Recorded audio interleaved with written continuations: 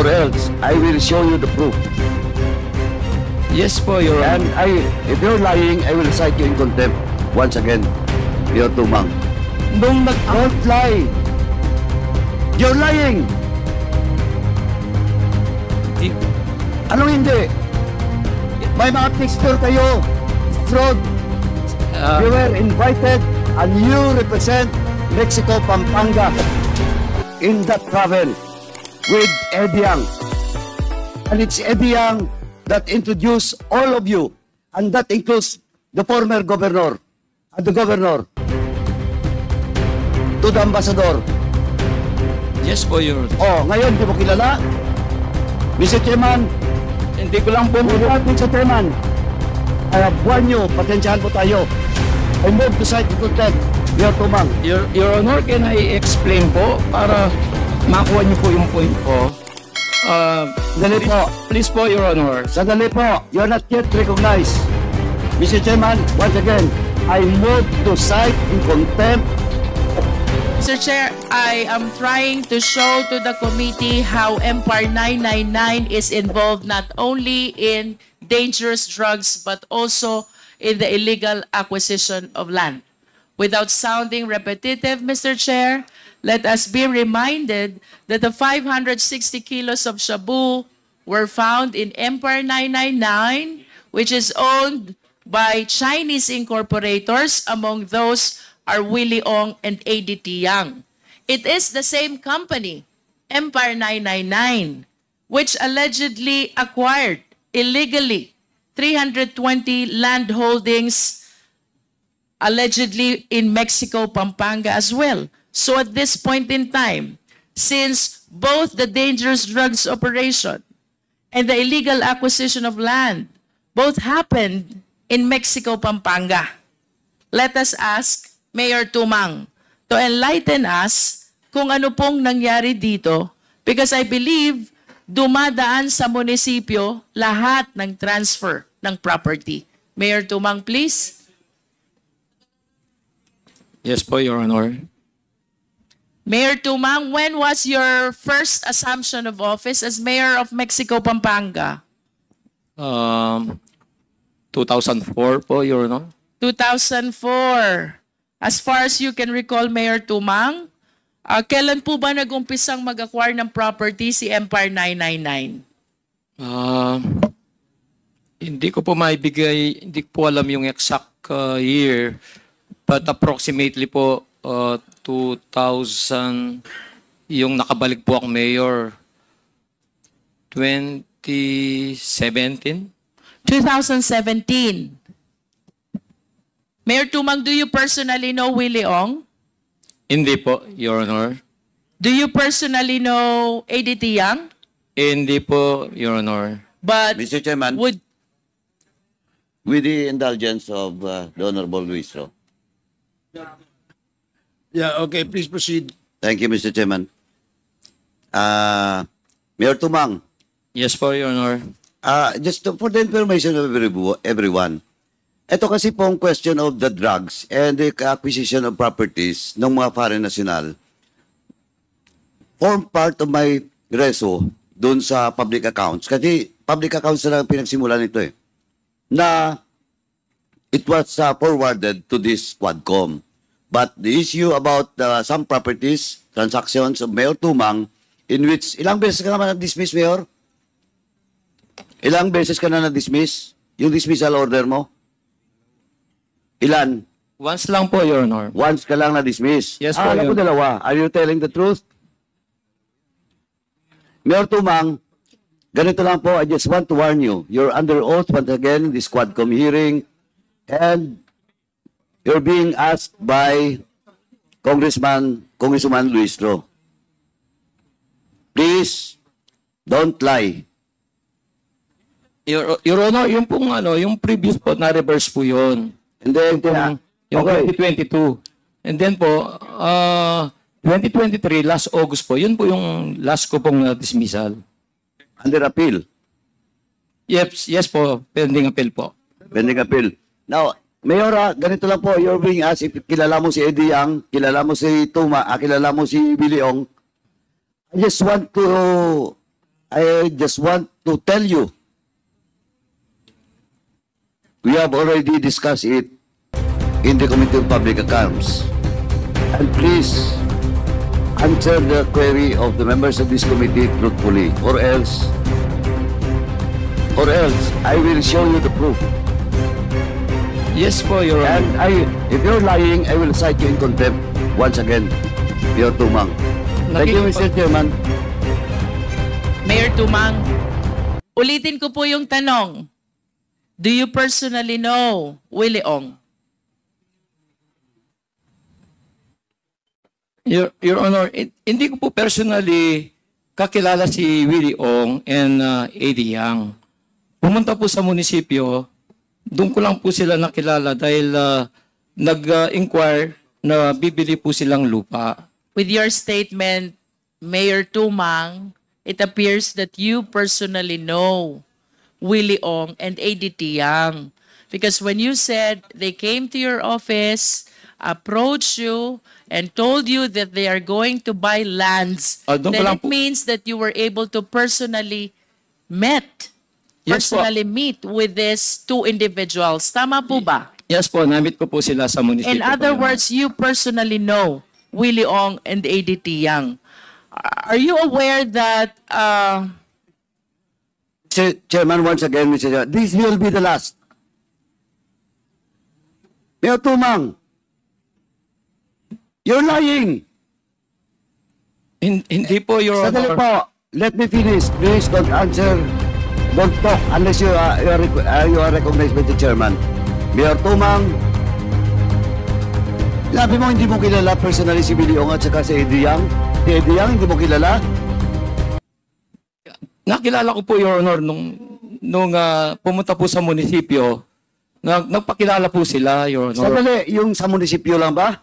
Yes po, Your Honor. Yun lang. Oh, now, eto Mayor Tumang, nagsisinungaling ka. Di ba naimbitahan kayo doon sa China? Yes po, At Your Honor. kasama niyo si Eddie Yang? Yes po, Your Oh, Honor. now you're telling me that sa munisipyo lang? Nung Don't lie. You're lying. Hindi. Anong hindi? May mga picture kayo abroad. You were invited and you represent Mexico, Pampanga in that travel with Eddie Yang. And it's Eddie Yang that introduced all of you, and that includes the former governor and the governor to the ambassador. Yes po, Your Honor. Oh, ngayon, di mo kilala? Mr. Chairman, Hindi ko lang po. Mr. Chairman, I have warned you, pasensyahan po tayo. I move to cite in contempt, Mayor Tumang. Your Honor, can I explain po para makuha niyo po yung point ko? Sandali po. Please po, Your Honor. Sandali po. You are not yet recognized. Mr. Chairman, once again, I move to cite in contempt Mayor Tumang in violation of our Section 11, Paragraph B. Refusal and evading to answer questions of the members of this committee. So move, Mr. Chairman. Your Honor, can you please give me a chance to explain? Hindi po kasi ano yung exact gusto niyong Mr. Chairman, the question is Before very the simple. chair declared the suspension, there was a motion to cite in contempt former Mayor Tumang. And let me finish first. And the former mayor has asked the committee to listen to his explanation. And in the spirit of fairness, we'd like to hear former mayor explain also his side. Perhaps he may be able to answer the queries asked by the members of the committee. So, Mayor Tumang, para po maliwanag, ang tanong po sa inyo kung kakilala nyo po si Eddie Yang. Ang sabi nyo po kanina, hindi. Yung pangalawang tanong, tinanong po kayo, ilang beses po ba kayo nagkita nakita, nagkasama, nagkausap ni Mr. Ediang. Ang sinabi nyo, isang beses lamang po sa munisipyo. Pero meron pong impormasyon na nagsasabi na magkasama pa ho kayo sa China. Pictures. At this is supported by photos. So,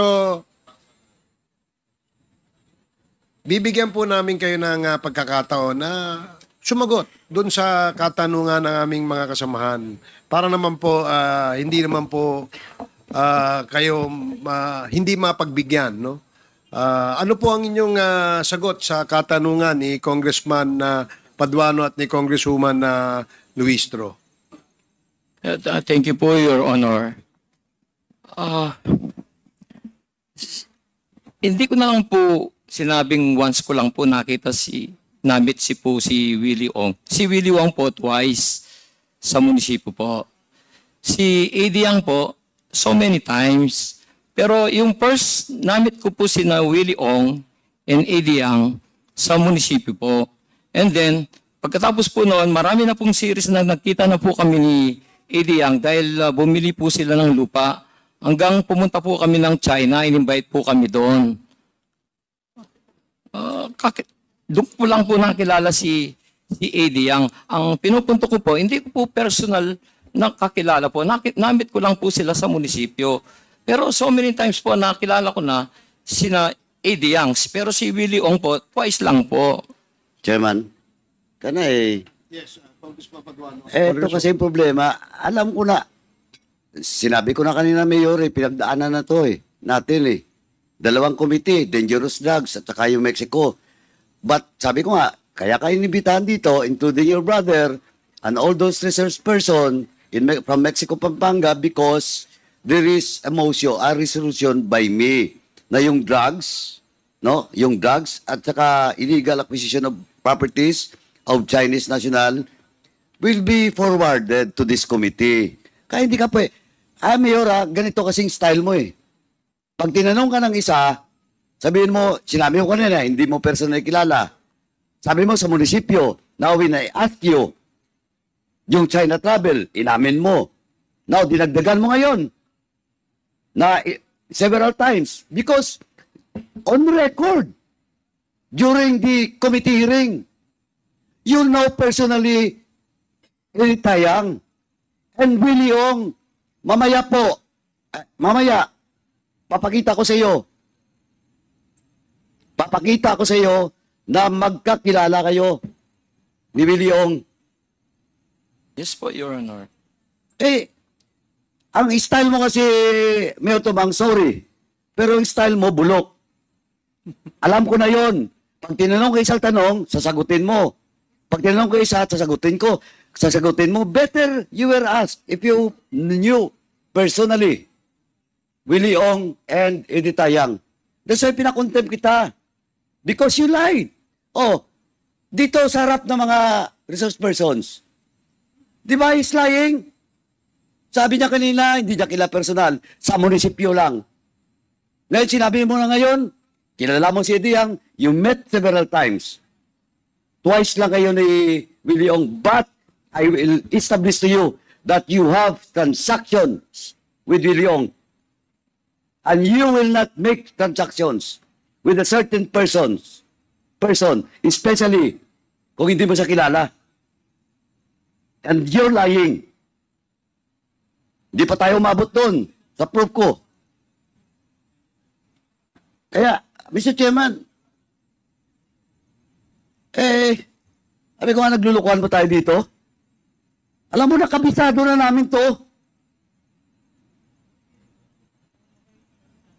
Nako, Mayor. Bigyan natin ng With that, Mr. Chairman, my motion to cite in contempt, I've already cited the violation unless there will be a second or members of this committee will vote in the negative. Hindi po ako nagsisinungaling, Your Honor. Nandito, nakikinig ng mga resource person. Hindi po ako I nagsisinungaling. challenge resource persons present in today's hearing kung totoo ba na nagsinungaling siya o hindi. Alam ko na kasi, Mayor, yung sasagot mo. Ilang beses na po tayo nagkita Ang mga- sa mga hearings. Kaya nga na-contempt ka rin nung nakaraan, di ba? Yung mga sagot ko po, pare-pares lang po, Your Honor. Anong parehas? You're lying to the team. Hindi po ako nagsisinungaling, Your Honor.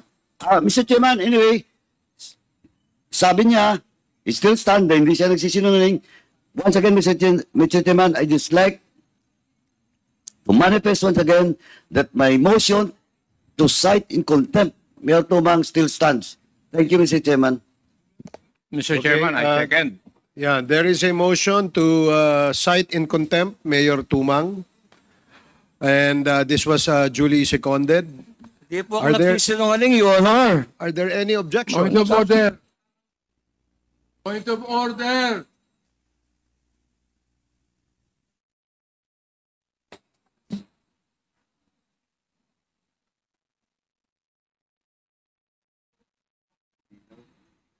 So I will reiterate the motion. There was a motion to cite in contempt former Mayor Tumang for violating Section 11, Paragraph C of the Rules of Procedure governing inquiries in aid of legislation.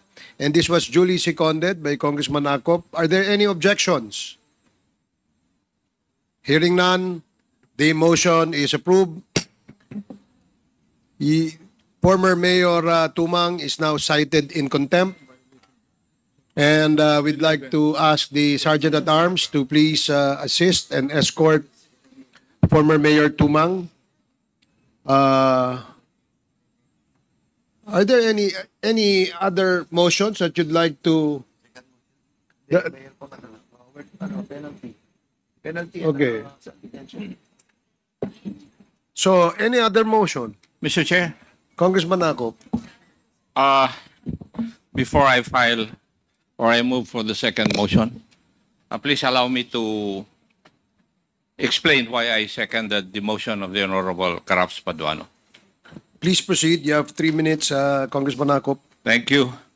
Ako po ay membro ng Committee on Public Accounts, Vice Chairman ng Committee on Dangerous Drugs, kaya alam ko po yung istorya na sinasabi ni Honorable Paduano. Why? Kasi religiously, nag-attend po ako ng mga hearings ng public accounts at saka kwan. Mayor Tumang, kung ano po yung style ninyo doon sa committee hearings, ganun po rin yung ginagawa nyo rito eh. Kung hindi ka nako-confront ng mga ebidensya na hawak ni Chairman Paduano, hindi mo inaamin. Inaamin mo lang pagkatapos na ma-confront ka na may mga ebidensya siya. Do not try to fool the members of this committee. Iisa lang po yung utak po ninyo eh. Napakaraming utak nandito na pinakikinggan ka at saka inobserbahan. Kilala ka na namin talaga eh. Di ba? Kung hindi sinabi ni Honorable Paduano na meron siyang pruweba na pumunta kayo sa China kasama itong mga taong ito, hindi mo aaminin. Kasi ganun din ang ginawa mo dun sa Committee on Public Accounts. Nandun ako. That is precisely the reason why I seconded the motion of the Honorable Paduano, Mr. Chair. Kasi alam ko rin na nagsisinungaling siya. Thank you, Mr. Chair. Mr. Chair, Thank you, Congressman Akop. Yes, Chair. Congressman Fernandez. and I would like also to manifest that I'm also a member of the public accounts. As a matter of fact, lagi natin sinasabi to that dangerous drugs, public accounts, yung sa human rights, and my committee, we're all together. Umiikot kami sa mga issues regarding dyan sa issue ng kay Mayor Tumang, issue ng different committees. And we know, Mayor Tumang, yung mga ginawa mong pagsisinungaling ngayon. Actually, kanina, nakikinig lamang kami. Akala namin, nasasabihin mo yung mga totoo. When you were mentioning about yung hindi mo kilala, medyo parang nagkatingin na kami dito. Parang may saliwa itong sinasabi. It's hard, no? Sana wag po kayo magpaawa, no? Dahil hindi kami maaawa sa inyo, dahil hindi po kayo nagsasabi ng totoo. Your Honor, But of course, let me finish. We'll be giving you a chance Doon, pinag-usapan na po natin to ng mga maraming hearings sa public accounts. And we have a lot of evidences showing you yung pinakita namin mga pictures and even manifested by the different resource persons. And now, babaguhin ninyo inyong statement?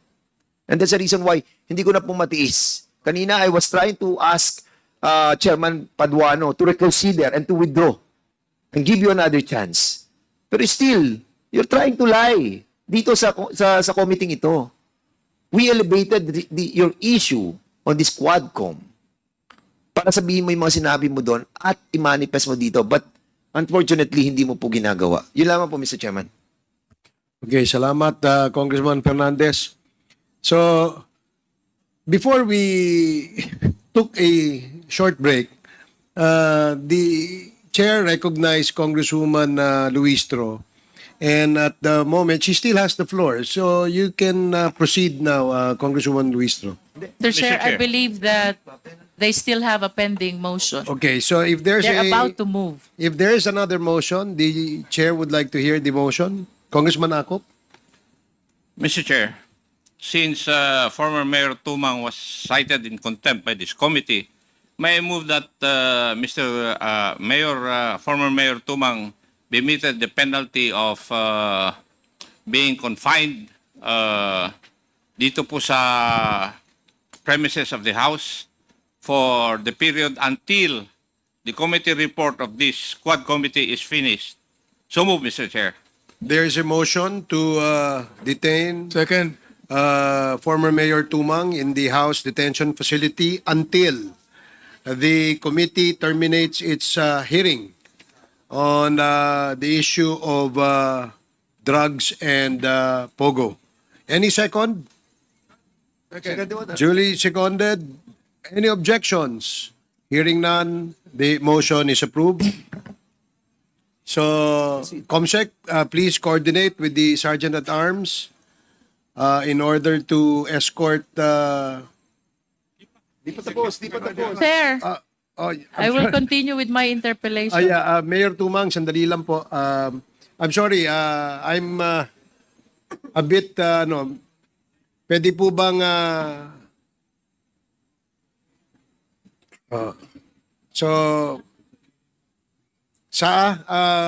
there's still questions that will be asked by Congresswoman Luistro. So, mari po bang umupo ho muna kayo, Mayor Tumang, nang sa ganun